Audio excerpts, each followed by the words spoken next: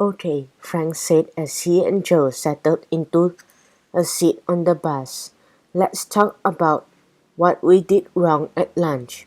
Joe groaned. They felt so bad about what had happened with Adam.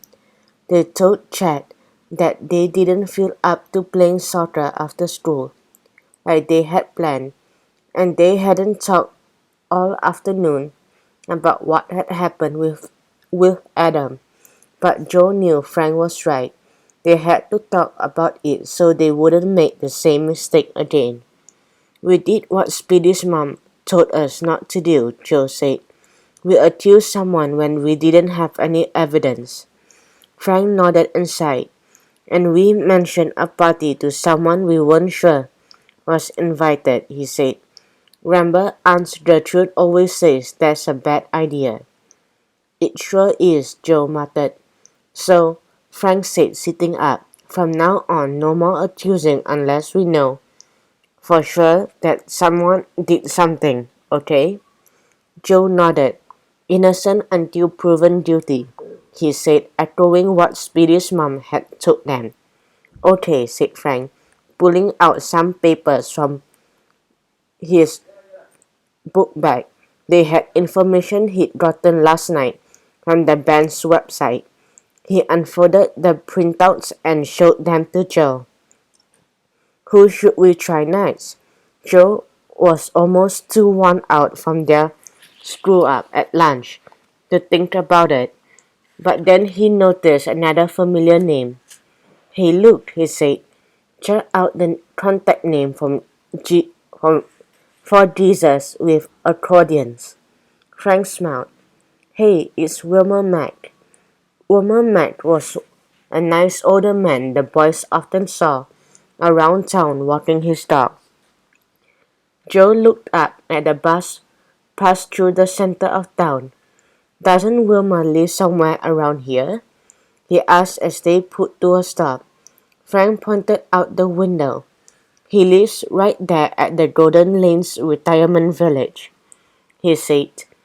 Aunt Gertrude isn't expecting us home for an hour or two. Let's get off. The boys get off the bus and walked into a large brick building. Inside, raucous music was coming from a large red room opposite the security desk. Joe looked at his brother just as Wilmer came out of the room and headed down the hall. Wilmer, Frank called. Wilmer turned around and smiled. Well, if it isn't the Hardy Boys, he said, winking at the woman working the security desk. Hey, do you boys like music? We sure do, said Joe. In fact, we had a couple of questions for. Then come with me, Wilmer said with a big smile. Ruby, these boys are my guests. He strode back into the red room, gesturing the boys to follow him. Joe looked at Frank, shrugged, and followed Wilmer. Inside the red room, the music was overwhelming. Listening to it felt like being in the most fun musical arcade Joe could possibly imagine. Trumpets tooted, guitars strummed, and there was a rum rum rum sound that made Joe's toe want to tap like crazy. He looked up to the stage and saw an elderly woman making the rum rum rum sound on a washboard. Wilmer walked up to the stage, picked up an accordion, and began to play. Joe and Frank looked at each other. Wow, Frank mouthed. It was really all that was to say. The music put the boys in like a magnet. Joe soon realized that he couldn't keep still while the music was playing. The band members weren't staying still either. They swayed, two-stepped, spun in circles, and jumped happily to the music.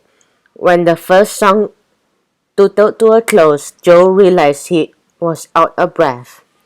Frank started clapping loudly, and Joe followed suit.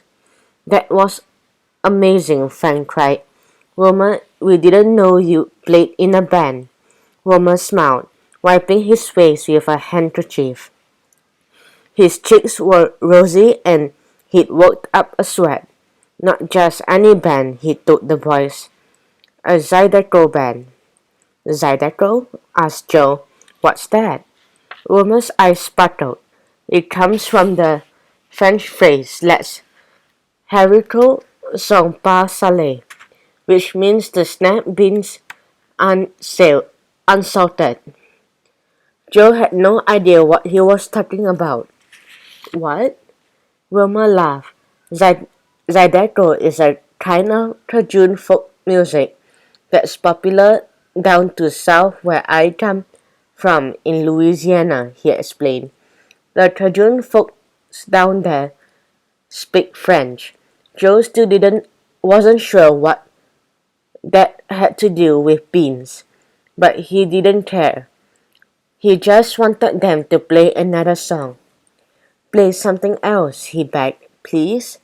The band agreed, but not before the lady playing the washboard showed Joe how to do it, and the drummer showed Frank how to play along on the cymbals.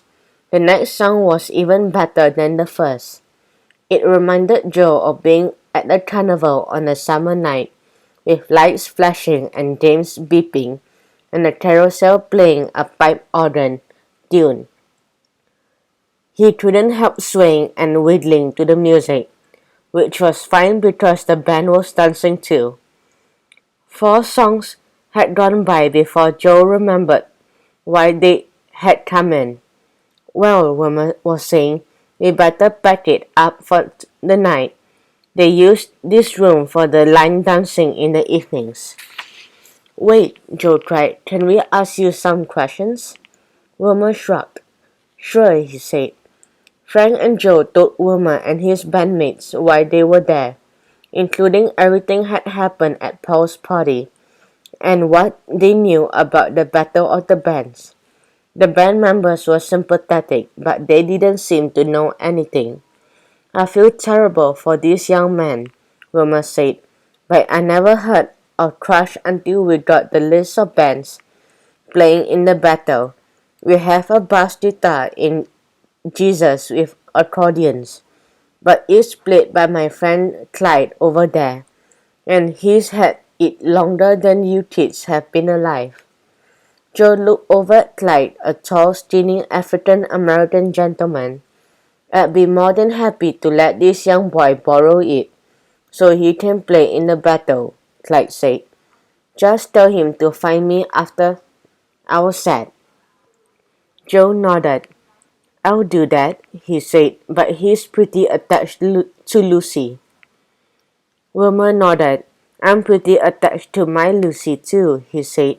Anyhow, we don't much care about winning the battle of the bands. We just love to play for an audience. So we thank you, boys. Joe looked at his brother and smiled. Thanks for letting us listen, Frank said. Joe felt about 1,000,000 times better than he had on the bus. But as he and Frank headed out to catch another bus home, he knew they were no closer to solving the mystery of what had happened to Lucy than they had been that morning.